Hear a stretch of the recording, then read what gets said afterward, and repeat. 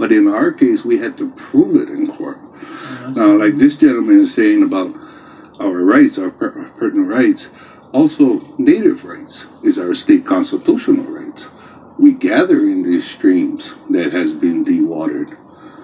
So our rights has been affected and not upheld. Only when we started going to the courts, then as we move on, it was enforced. But we have these rights for protection. So, go ahead.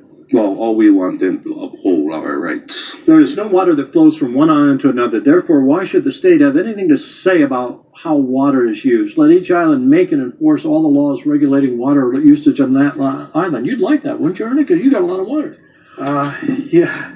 Actually, when the Honolulu Board of Water Supply was created, it had some of the regulatory powers that the commissions had taken on in terms of especially development of wells.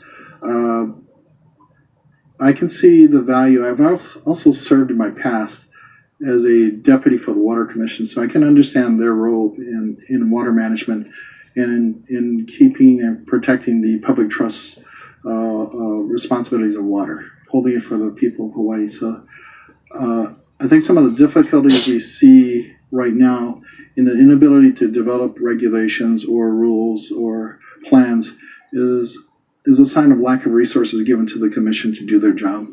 That actually has been a big problem. Our staff was cut from 24 to 12. And the DLNR in general is we have about 1% of the state budget, and we manage in one form or another about 40% of the land and water in the state. And so we are right now basically overworked for what, in terms of the number of people we have for the responsibilities we have. But to go back to your earlier point, one of the we had this discussion when we adopted the water code.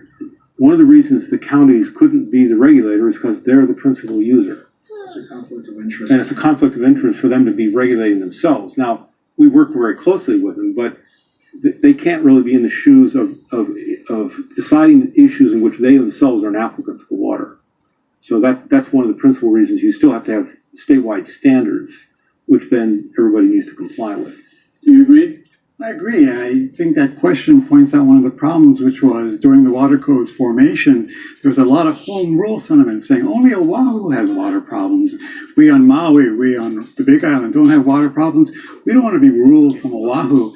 And for that reason, they divided the water code into areas in which there is a crisis, in which there's going to be permitting, and areas in which there was a hands-off attitude. It's like the Wild West.